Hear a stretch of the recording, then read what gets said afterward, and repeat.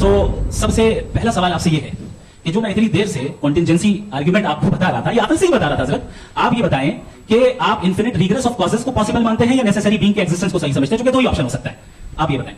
देखिए, आपको मैं ईमानदारी से बात करूंगी, एक तो मैं कॉन्टिजेंसी वर्ड ठीक से समझता हूँ, और इस वक्त भी जो आपने अंग्रेजी के अल्फाज इस्तेमाल किए वो जरा थोड़े से मुझे डिफिकल्ट और कॉम्प्लिकेटेड है, तो आप जरा सिंपल जबान में सवाल कर सकते हैं? बिल्कुल कर सकता हूँ। यूनिवर्स की हर चीज कॉन्टिंजेंट होने का मतलब यह है कि वो अपने एग्जिस्टेंस में किसी के ऊपर डिपेंडेंट है। जो भी चीज डिपेंडेंट होगी वो चीज इंडिपेंडेंट नहीं हो सकती, तो उसका कोई ना कोई कॉज होगा। तो अब आप क्या समझते हैं कि ये इन्फिनिट रिग्रेस है, यानी कॉज पर कॉज, कॉज पर कॉज, कॉज पर कॉज, और कभी कोई यानी एंडलेसली चलता रहा? क्योंकि अगर ऐसा होगा तो हम तो एग्जिस्टेंस में आते ही नहीं, लॉजिकली ये मुत्तफक अलैह चीज है, मुत्तफक अलैह अग्रीड अपॉन। आपने कहा कि आपने साबित ही नहीं किया, जबकि आर्गुमेंट ऑफ कॉन्टिंजेंसी बुनियादी आर्गुमेंट है। आप मुझे कॉन्टिजेंसी का मतलब बताइए, आपका मतलब क्या कॉन्टिजेंसी? कॉन्टिंजेंसी का मतलब यह हुआ कि हर वो वजूद जो किसी भी चीज का पाबंद है, हर वो वजूद या हर वो चीज जो अपने एग्जिस्टेंस में किसी भी चीज के पाबंद है और उससे बाउंड है, उसको उसकी जरूरत है, उस पर डिपेंड करती है, तो जाहिर सी बात है कि उसका कोई ना कोई कॉज होता है। ये तो अकल की बात है, ये आप रीजनिंग की बात करते हैं, मैं वही कर रहा हूं। दूसरी चीज, आपने ये बात कही कि अभी आपका क्लोजिंग आर्गुमेंट है, आर्गुमेंट ऑफ कंटिंजेंसी। सर, अरे मैं आपसे कई बार कह चुका हूं कंटिजेंसी का मतलब ये जो है, जब आप ये कहते हैं कि कायनात जिसकी कंटिजेंसी है, मैं देखिए वो लफ्ज इस्तेमाल किया मैं,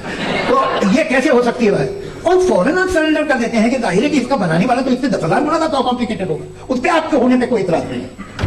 जावेद सर, आपसे एक क्वेश्चन है इन्फिनिट रिग्रेस के ताल्लुक से। एक हाइपोथेटिकल सिनेरियो है, मसलन अगर आप सर माइक थोड़ा सा प्लीज क्लोज रखो जी, अगर आप शायर इसलिए हैं कि आपके कोई उस्ताद शायर थे, और वो इसलिए शायर थे कि उनके कोई उस्ताद शायर थे, और इसी तरीके से हम माजी में पीछे चलते चलते चले जाएं और कहीं ना रुके, तो माफ कीजिएगा आप कभी शायर नहीं हो सकते। लेकिन आप शायर हैं, आपका शायर एग्जिस्ट करता है, इसका मतलब ये है कि आप कहीं ना कहीं रुके हैं। तो मेरा सवाल ये है कि क्या आप इन्फिनिट रिग्रेस ऑफ कॉजेस को लॉजिकल फैलेसी मानते हैं या नहीं मानते? हाँ या मैं इन्हें लॉजिकल फैलेसी नहीं मानता हूँ, लेकिन मेरा प्रॉब्लम यह है कि जब मैं नहीं मानता हूं तो I will continue with this logic जो फैलेसी नहीं हो।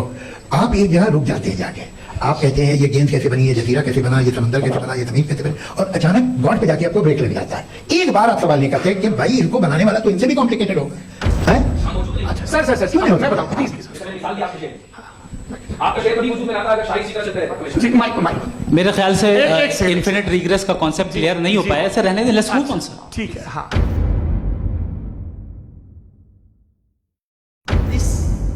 That who created God, this will lead to infinite regress. What does this mean? It's called tasalsul in Arabic. Who created Allah? If Allah Jalla wa Ala is the creator of everyone, and you Muslims believe that whatever exists needs a creator. Therefore, Allah exists. Yes, Allah exists. So who created Allah Jalla wa Ala? Remember, this is incorrect. Why? Because we don't say that everything that exists needs a creator.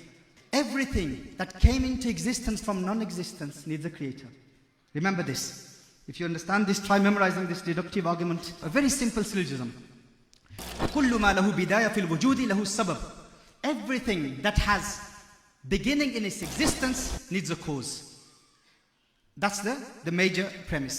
The minor premise is والكون له بداية في الوجود, that the universe has a beginning in its existence. Therefore, the result of that is that the universe has a cause. I don't have the time to go through the details of this. In light of the second law of thermodynamics and expansion of the universe and the Big Bang cosmology, today most of the atheists believe that the universe has a beginning. And if they believe that it doesn't have a beginning, then we will ask them to prove it. And they can't prove that. So the majority of the modern day or the new atheism movement, they believe that the universe has a beginning. It came into existence from non-existence.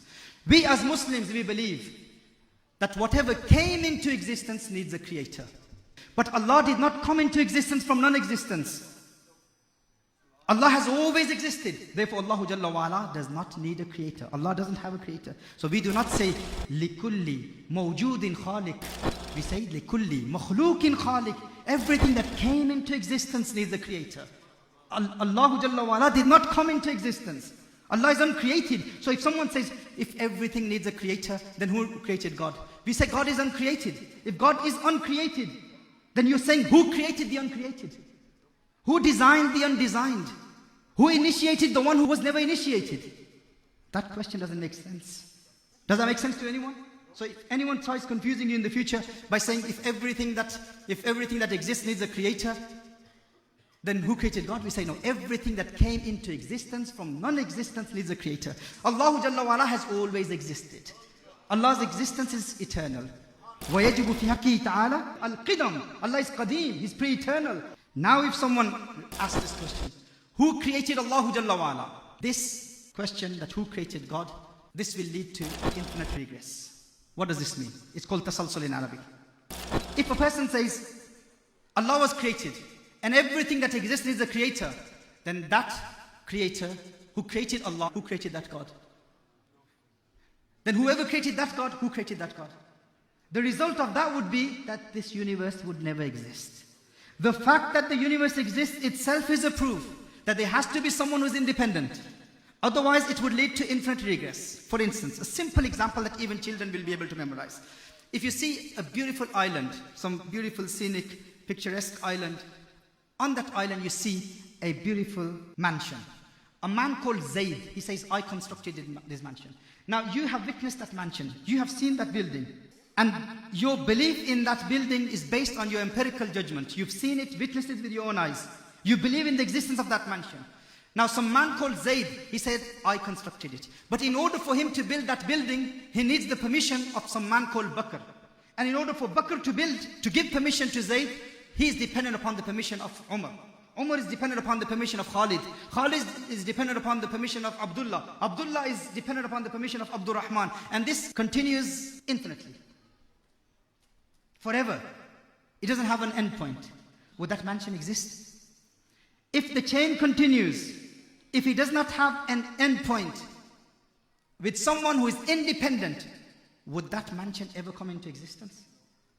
You have to have someone above, some higher being who is independent, who does not need the permission of someone above him in order for that mansion to exist. How? The one who is the last person in the chain has to be independent. He gave permission to the one below him. He gave permission to the one below him. He gave permission to the one below him. And then that permission was granted to Bakr. Then Bakr granted that permission to Zayd. And then Zayd constructed that mansion.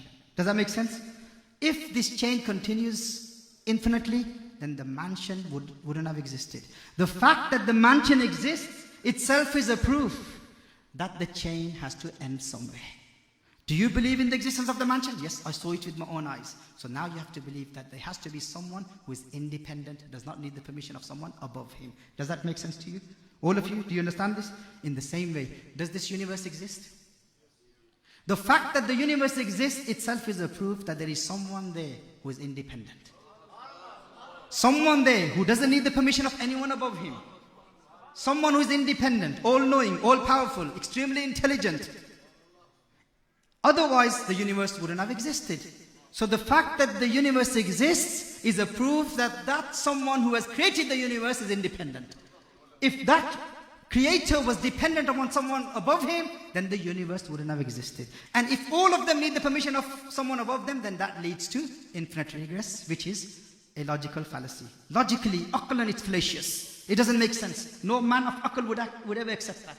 So if anyone raises that question to you in the future, if someone says this, that if Allah created everything, then who created God? Who created Allah Jalla wa'ala? Remember, Allah is not someone that we can comprehend. Allah is beyond our comprehension. We cannot understand the reality of Allah Jalla wa'ala. But as far as these arguments are concerned, we can refute any atheist. If they try confusing you, you say to them, who converted Richard Dawkins to theism? Say that to the atheist. Who converted Richard Dawkins to theism? Who made him a theist? Or who converted Sam Harris to theism? Or who converted Christopher Hitchens to theism? If he says, oh, let me think about it. I don't know. Let me find out. Is that really true? Is that true? So you will confuse him, won't you? He will go back to his people and he will ask them. They will say, oh, Richard Dawkins, he hasn't converted. He believes that Allah doesn't exist. He hasn't embraced Islam. He hasn't embraced Christianity or Judaism. He doesn't believe in the existence of a creator. You are a liar or Muslim who's saying that who converted Richard Dawkins. You're probably talking about some other Richard guy. But my Richard Dawkins, my master, he cannot accept Islam. He doesn't believe in the existence of Allah. So we will say, the way my question is wrong to the atheist, yes? Who converted Richard Dawkins? In the same way, for you to ask me the question, who created Allah? The way you say Richard Dawkins, my master Richard Dawkins is unconverted. Our answer to that atheist will be, my Allah is uncreated. The way you say that I'm probably talking about some other Richard guy, in the same way, I will say to him, you are probably talking about some other God that they believe that God can come into existence from non-existence. My God, the Allah that I believe in, is eternal, is uncreated. The question itself is logically fallacious. It does not make sense for people to say that who created God. Anytime people ask you this question, you say that leads to infinite regress. Allah Jalla wa'ala is independent. Allah Jalla wa'ala is not contingent. Allah Jalla wa'ala has always existed. And our aql, our intellect cannot comprehend the reality of Allah Jalla wa'ala. Human mind, we have to accept our limitations. And Rasulullah sallallahu alayhi wasallam is the one who saw Allah Jalla wa'ala. We believe in the existence of Allah through Rasulullah sallallahu alayhi wasallam. Through rational proofs, we believe in the existence of Allah Jalla wa'ala. But the complete tawheed, the reality of tawheed can only be understood by believing in Rasulullah sallallahu alayhi wasallam. So through the mediation of Rasulullah sallallahu alayhi wasallam, we believe in Allah Jalla wa'ala's sifat, Allah Jalla wa'ala's attributes. A true Sufi will never become murtad. Why? Because he has that experiential knowledge of Allah Jalla wa'ala in dunya. In dunya, he experiences the gnosis of Allah Jalla wa'ala. And when he experiences the qurb of Allah Jalla wa'ala, he gets the glimpse of what he will see in the hereafter. Theirs is all based on analytical knowledge, discursive knowledge. The Sufi's knowledge about Allah Jalla wa'ala is experiential knowledge. He experiences the gnosis of Allah Jalla wa'ala. Through his breath, he breathes with the name of Allah. We believe in the oneness of Allah Jalla wa'ala and the finality of Rasulullah sallallahu alayhi wasallam's prophethood. May Allah Jalla wa'ala bless us with his divine guidance so that we can act upon the ahkam of deen, act upon the ahkam of sharia, understand the creedal matters, aqaid of Ahlul Sunnah wal Jama'ah, and learn the practical teachings of our ulama, how to defend al-Islam and how to defend the honor of Allah and how to defend the honor of Rasulullah sallallahu alayhi wasallam.